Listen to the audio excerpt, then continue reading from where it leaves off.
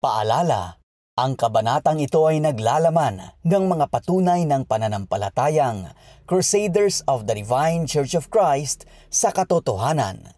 Sa ating paglutas sa mga misteryo sa likod ng salaysay na ito, ihanda niyo ang inyong mga sarili, buksan ang inyong isipan sa rasyonal na diskurso. Hayaan niyong ilakbay namin kayo sa mga hawak na patotoo. Ihanda ninyo ang inyong mga sarili dahil panahon na para mapakinggan at bigyang daan ang boses ng krusado.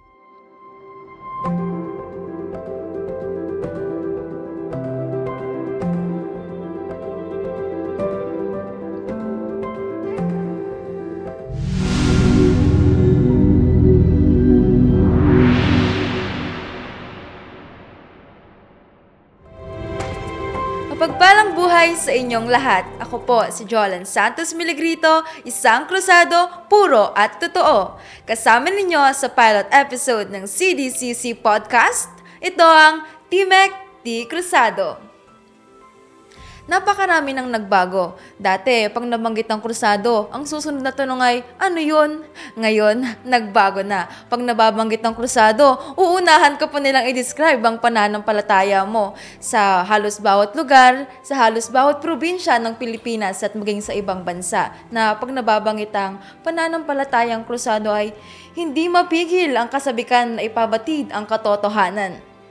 Isa pa, naglipa na ang mga malalaking simbahan na may kakaibang pagkakakilanlan dahil sa namumuntawi nitong corona at double cross. Aba, krusado ata yan. Espesyal ang araw na ito dahil ilalakbay tayo ng ating makakapanayam sa kasaysayan ng krusado. Babalikan natin ang nakaraan at babalik tanawin ang hamak na pag-uumpisa ng krusado. Tulad ko, alam kong maraming mga bagong henerasyon ang interesadong malaman ang katotohanan. Gayon din naman, tingin ko isabik ang ating mga nakakatanda na maalala ang kanilang paglalakbay kasama si Apo Lakay. Mga kaibigan, sabay-sabay nating salubungin ang nag-iisa, walang katulad, at ang personalidad sa likod ng maraming pagbabago ng CDCC, ang punong administrador ng Crusaders of the Divine Church of Christ, Princess Relida V. Magliba. Maraming salamat, Julan, at isang mapagpalang buhay sa ating lahat. Ay, matagal ko nang inaasam-asam na dumating ang panahon na formal na nating may pakilala ang Crusaders of the Divine Church of Christ o Crusado sa plataforma na ito. Hindi kasi tayo titigil dahil hangad kung lalo pang lumawak ang maabot ng CDCC. Iaalay ko ang buong buhay ko para maabot ng CDCC ang hindi pa naaabot. Mahaba pa ang lalakbayin pero alam kong maabot natin. Pero walang makakarating doon nang hindi ngumingiti sa nakakaraan o sa nakaraan. Umpisa na natin dahil excited na nga ako dahil alam ko at naniniwala ako na ang kasaysayan ang magpapatunay na ang pananampalatayang krusado ay itinatag ng Diyos. Yan. Excited na rin po ako, Apo. At ano pa? Simulan na po natin. Oo naman. Handa na po ba kayo, Apo? Yes, ma'am. Yan. So, umpisahan na po natin ang unang katanungan. Kailan po at paano mismo na itatag ang ating pananampalatayang Crusaders of the Divine Church of Christ, Apo? Well, nagsimula ito sa isang batang nakita lamang sa ilalim ng puno ng rosal. Walang nakakaalam kung saan siya nagmula at kung sinong nag-iwan sa kanya noon. Basta isa lang ang sigurado, kakaiba ang batang ito. Bata pa lamang siya ay mayroon na siyang kakaibang kaibigan. Sa ayon sa kanya ay matandang balbaasin daw.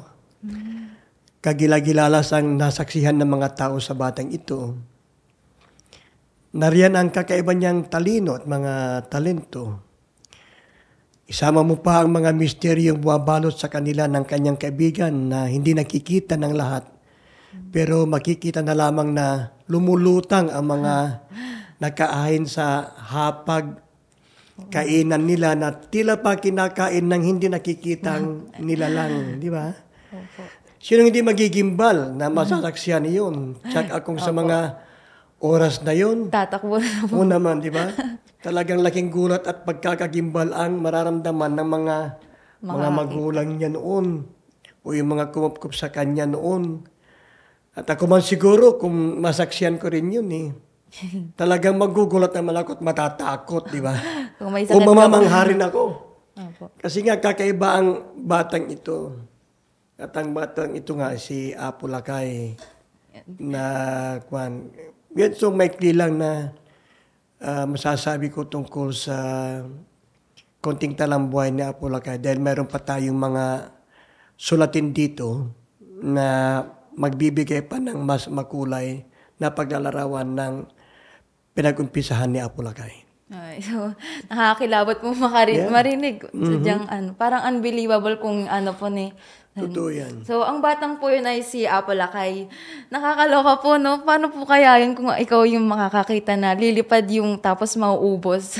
Diba? Parang kung sa magic show, syempre may parang mapepeke nila yun, no? Oo. Pero kung sa atin, hindi po yun peke kasi totoo po yun. So, ano naman pong galaw or action na ginawa ng mga umampon kay Apo Lakay, Apo?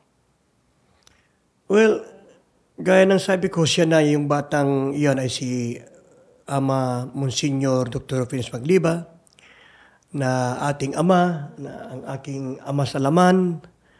At ayon, kinumpronta nga siya tungkol sa nasaksiyan nilang paglutang at pagkaubos ng pagkain na sa hangin at sa iba pang mga kababalakan na bumabalot sa kanya. At ang sagot nga niya daw is, siya ay isang matandang lalaki, tinatawag niya akong anak, dahil siya raw ang aking ama. Kala nila may sakit si Apo Lakay. Apo. Pinaalbural para pangaraw siya noon. Pero wala namang kakaiba na makita sa kanya. Kaya dinala na lamang siya sa kamag-anak dito sa San Fabian. So that's from Dagupan, dinala rito sa San Fabian. At dito na rin po nag-umpisa yung pananampalataya natin, no, Apo? Yan ang umpisa niyan. Marami pang nangyari sa kanyang kabataan. Naging popular siya sa maraming bagay. Naging kutsero siya, magsasaka, mangingisda at iba pa. At sa lahat ng larangan, magaling siya eh. Nakapagtataka dahil sabi nila grade 4 lang to. Pero dito na rin siya nakilala ang kanyang may bahay ng aking nanay. At saksi ako sa bukal na pag-ibigan ng aking mga magulang. Napakasipag ng aking ama, ngunit maging sa amin ay kababalaghan ang misteryosong balbasing lalaki na mababanggit ng aking ama na kinikwento niya kay nanay noon pag naririnig namin nung maliliit pa kami. Hanggang sa dumating na taong 1950s, ito na ang kasukdulan ng pagtawag kay Apo Lakay. May isang boses, lalaki na kalaunay tinatawag ng mga nakasaksi rin sa boses na ito na boses ng propesiya o boses ng Diyos Ama. Yan ang dumating kay Apo Lakay. At saksi ako at ang karaming mga sinaunang krusado sa tinatawag na boses na ito. Ano pong winika ng tinig na yun, Apo? Well, ang sabi ng tinig na yun ay, yun nga, tatay niya. Kaya sabi niya, anak ko, itayo mo ang aking simbahan. Magpatuloy ka at iyong hanapin ang aking mga nawawalang tupa. Noong una ay hindi maintindihan ni Apo Lakay mismo kung anong dapat niyang gawin. Okay. Ngunit ang boses na ang nagdala ng kahulugan sa kanya. Sa araw na iyon, nakita ng maraming tao ang kakaibang tanawin. Hawak ang kamay ng isang batang babaeng kamamatay lamang. Tinawag niya ang ngalan ng batang ito at sa oras ding iyon muling nagkaroon ng hininga ang bata. Nakaka-amaze yun Yeah. po. At sa puntong yun, naintindihan ni Apo Lakay ang gagampanan niya. At sa araw ding yun, tila isang wildfire na rin na kumalat sa buong bayan ang misteryong nasaksan nila kay Apo Lakay. At yun nga, nagsimulang mangaral, si Apo Ruping, ng mga kautusan ni Apo Jesus sa mga bayan, iba't ibang bayan, bundok at ibang lalawigan. Ayon sa utos ng tinig na kalaunay, isiniwalat rin ng tinig na yan kay Apo Lakay na siyang Diyos Ama. Sinuyod niya ang mga bayan o mga bayan-bayan upang sundin ang mga utos ng Diyos Ama. Naging kilala ang pangalan ni Apo Lakay, sambit lagi ng mga tao sa bawat pupuntahan niya, ay darating ang magaling na manggagamot mula sa Sampabyan. Yan ang kwan nila noon. Pupunta raw ang matandang mangangaral at nakakagamot at nakakabuhay ng patay. Di ba? Yeah, po. At dahil sa ito ay natanggap siya ng iba't ibang pagkakakilanlan. Marami ang naging tagasunod niya at kasama niya silang lumibot sa buong Pilipinas. Ang bawat tumatayong simbahan at chapter sa inyong lugar ay bunga ng mga misyong ginawa niya at ng ating mga ninuno. Ay, grabe ako. Yeah, Nakaka-amaze po yung nakabuhay siya ng patay. Like parang kakatawag lang po ng calling niya na hindi ka na magiging mangingisda, hindi ka na po kukuha ng mga isda, magiging mangangalap ka na po ng mga tao. Sa part na po yun, parang nung tinawag siya sa calling niya, agad-agad na-fulfill niya po yung first mission niya, which is nakabuhay siya agad. Well, evidently, tama. At tayo mismo ang patunay ng impluensya na yan. Nang daan-daan na ang naniniwala sa kanya, binuo ni Apo Ruping ang sangay ng kaparian mula sa hanay ng kanyang mga tagasunod. Ng mga taong iyon, libo-libo ang lumalapit na kay Apo Lakay upang makinig sa mga turo niya at upang magpagamot.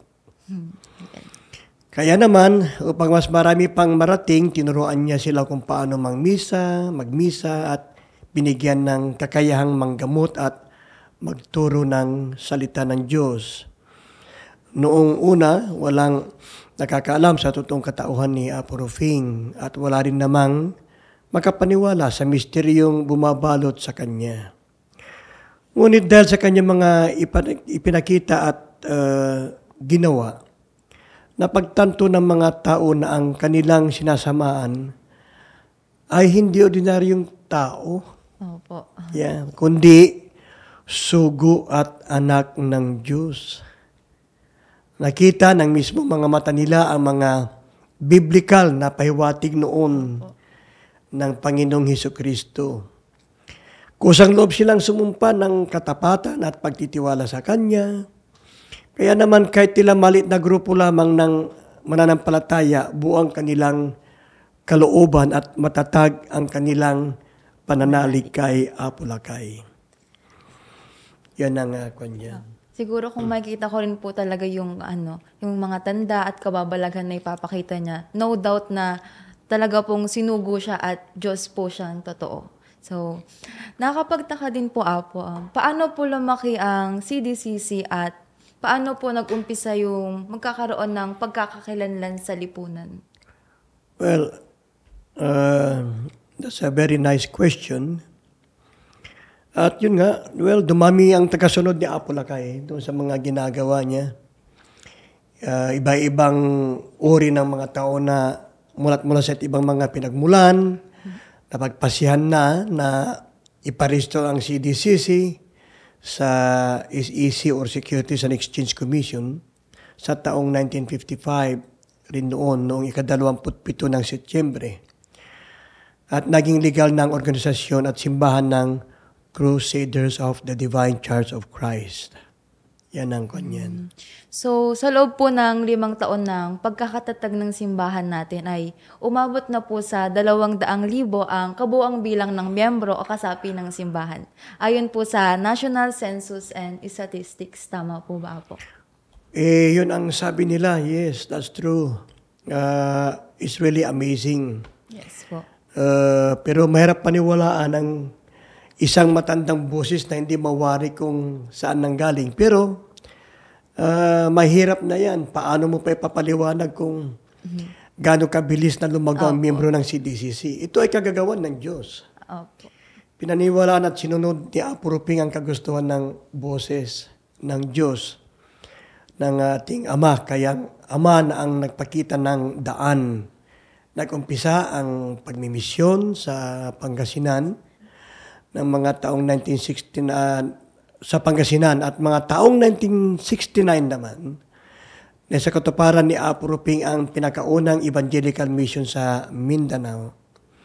Sumunod sa mga 1970 sa Metro Manila at pagdating ng 1980s ay doon na ang paglalakbay ni Apuruping sa mga lupaing banyaga sa iba't ibang bansa upang ihatid ang aral na galing sa Diyos Ama. At dito na lumago ang pananampalatayang krusado at nagkaroon na ng iba't ibang archdiocese hanggang sa overseas na tayo.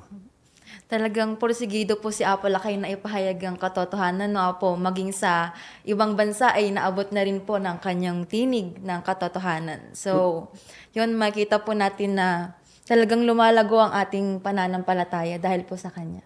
Totoo yan. Sa kanya ko nakuha yung patience and resilience.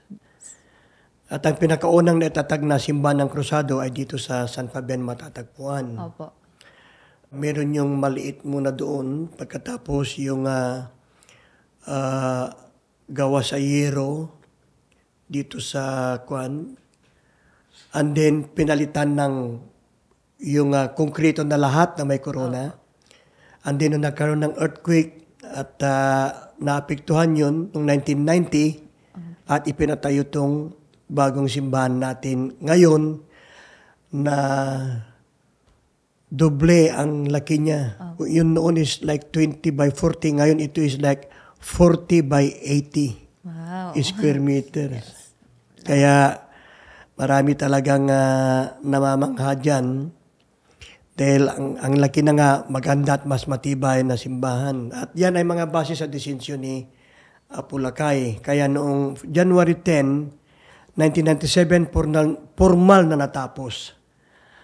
At binasbasan ang pinakamalaki at sentrong simbahan ng Crusaders of the Divine Church of Christ, ang tinatawag natin ngayon na Santa Cecilia Basilica Church dito sa San Fabian.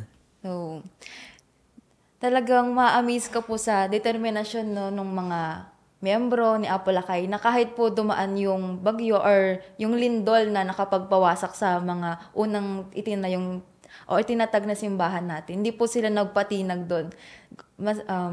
Gumawa pa po sila ng panibago at mas maganda pa ika nyo nga po. So, alalang-alala ko pa po, sabi po ng mga ninuno ko na kasapi po sila or kabilang po sila sa pagpapatayo noon ng simbahan. Totoo yan. At hindi nga sila nawalan ng loob bagkus dumakas ang pananampalataya. Diyan mo makikita ang diwa ng pagkakapatiran. At that time, talaga namang unbelievable. Noon at magpahanggang ngayon, tulungan ang bawat membro sa pagtulong at pagsuporta sa mga simbahan. Tulad dito sa San Fabian, masasaksiyan ang tunay na bayanihan ng mga krusado dahil nagmula pa sa iba't ibang lugar ang mga membro noon para gawin ito. Bata, matanda yan, nandito sila. Baon-baon nilang pagkain nila at sila pang nagbibigay ng mga pambili ng mga materyales. Kaya tingnan mo na lang kung gaano kalaki ang simbahan natin at kung gaano karaming tao kaya ang nag-abot ng kanilang mga palad para maipatayo ito. Marami ang nagulat at namangha na nakapagpatayo tayo ng ganitong kalaki at kagandang simbahan. Meron din itong kumbento na naging tirahan at opisina kung saan nagpakita ng galing si Apuruping ng kanyang kakayahan na magpagaling ng kahit na anong sakit. Yan ang nakapila sila riyan, ang dami-dami yan, tuwing madaling araw. Hanggang ngayon, Apo, tuloy-tuloy po yung mga magandang nasimulan ni Apo Lakay.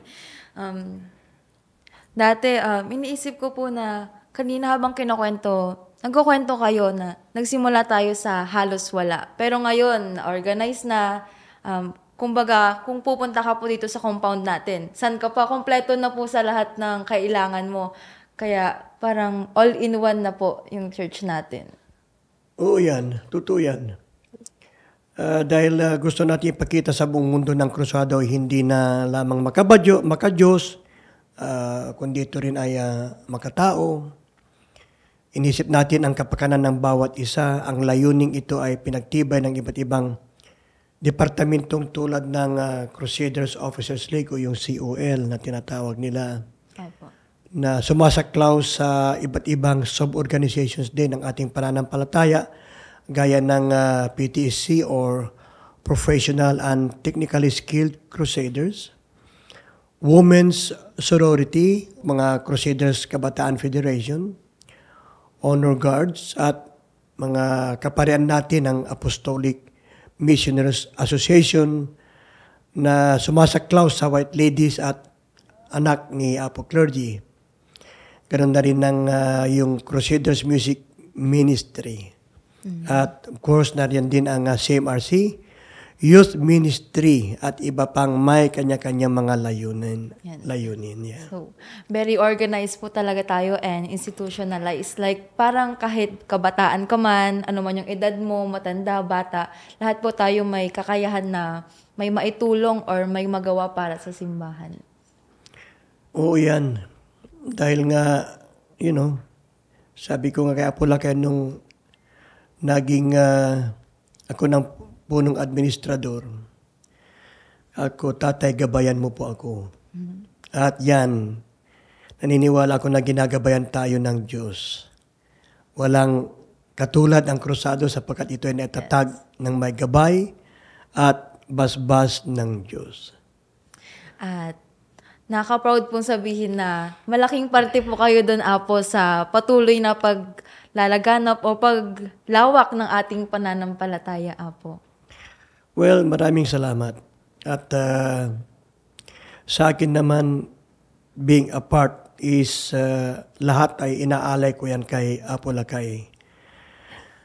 Ang daang-libong bilang ng mga miyembro ng krusado sa buong mundo, ang daang-daang bilang ng simbahang krusado dito sa Pilipinas at sa ibang bansa ay bunga ng pinagsama-samang pagsisikap ng bawat krusado. Hindi tayo mapapagod.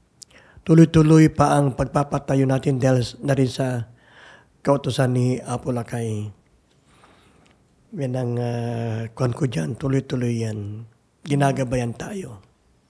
And we are looking forward po, Apo, sa nabanggit nyo na kanina na maabot natin yung mga hindi pa naabot sa pamamagitan po ng ating podcast, Team Mekti Cruzado. Ayun. Oo naman. Kaya nga, kako nga excited ako dito. At makakaasa kayo na hindi tayo dito nagtatapos. Opo. Umpisa pa lang Umpisa ito. pa lang po. Ipagpapatuloy natin ang pagpapalaganap ng katotohanan ng Diyos, Espiritu Santo sa buong mundo. Katotohanan na naglalayong ilayo tayo sa kasamaan at katotohanan maglalapit sa atin sa Diyos, Espiritu Santo at sa buhay na walang hanggan. Totoo po. Napakamahalagang malaman po ang katotohanan, no? Kaya Yes. ika nga po dun sa it will set us free po kapag nalaman natin ang katotohanan. Tama yan. Yan naman talaga ang kuwan natin. Kasi lahat ng nagsasabi ng talagang katotohanan daw. Kasi talaga ang katotohanan pero ang katotohanan ay maraming mukha yan eh. Opo. Pero tanging ang katotohanan ng mula sa Diyos lamang ang makakawasak sa lahat ng mga nagkukubling mukha. At walang mas mahalagang pananaw ng pananampalatayang CDCC kundi ipakilala ang katotohanan ito sa pamamagitan ni Apo Ruping. Ito ang pagkakakilanlan natin at mula dito, ipapakita ang ating pinagmulan.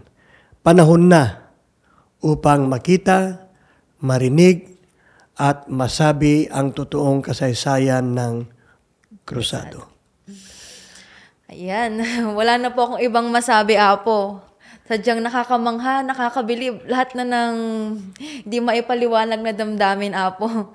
Kundi, masabi ko po ay, nasa likod niyo po kami sa lahat ng mga adhikain, programa nyo. Dito po kami upang sumuporta sa inyo. Hangarin po namin na ipagpatuloy nyo po ang mga gandang programa at layunin ng Crusaders of the Divine Church of Christ, Apo, sa pagpapalaganap ng salita ng Diyos na magbubukas sa mga mata sa lipunan at sa katotohanang magpapalaya at magliligtas sa ating lahat.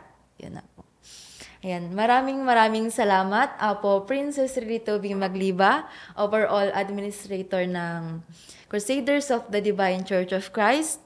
At sa malaman na talakayang ito tungkol sa kasaysayan ng CDCC, mayroon po ba kayong mensahe sa mga krusadong nanonood po sa atin ngayon?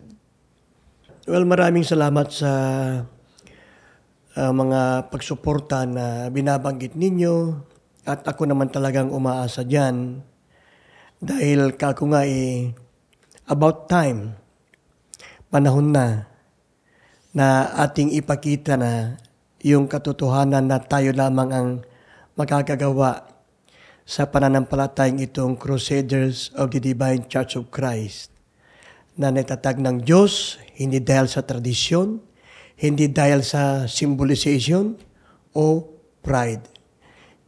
Yan ang kaya samahan niyo po ako sa mga susunod pa na mga pagpapahayag natin dito sa podcast natin ng mga susunod pang mga talakayan at pagpapaliwanag sa mga bagay na pagpapatutuo ng ating pananampalataya. Huwag na tayong matakot at mahiya. Kaya kailangan lang po natin na pag-aralan, kaya makinig po kayo sa ating programa dahil mayroon po tayong gagawin dito na pag-aaral at pagtatalakay dahil kaya namang sinasabi ko yung tinatawag kong virtues of the Crusaders na panahon para ating pag-aralan ang ating pananampalataya at yung mga naaral natin ay tanggapin natin, paniwalaan natin, gawin natin at yung pinakamaganda ron yung ipapahayag mo na yung natutunan mo. Hindi na yung nahihiya ka dahil hindi mo alam.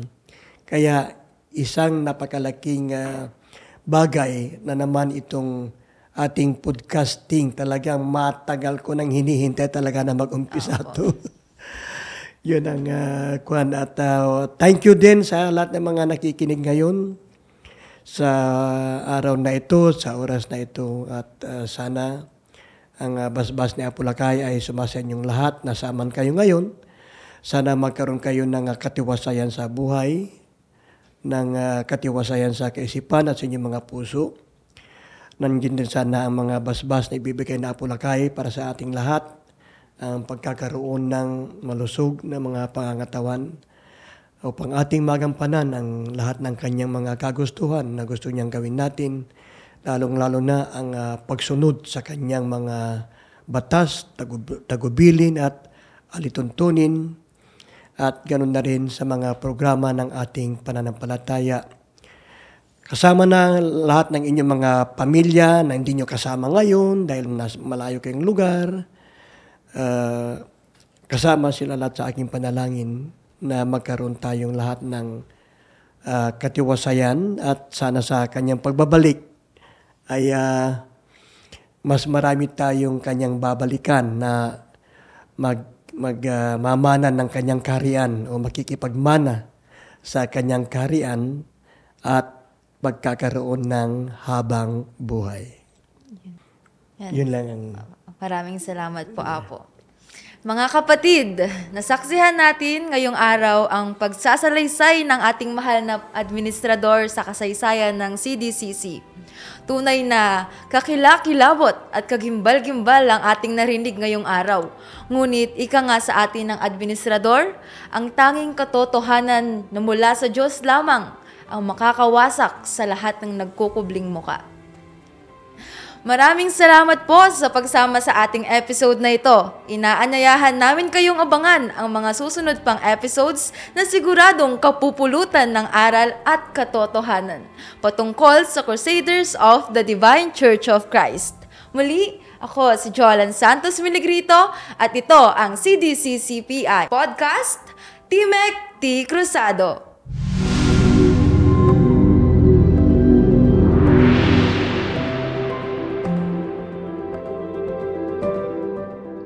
Ang mga detalye na ginamit bilang patunay ay nanggaling mismo sa Central Office ng Cruzado at artikulo patungkol sa kasaysayan ng Cruzado na isinulat ni Monsignor Regalado Dr., kasalukuyang rektor ng CDCC School of Theology.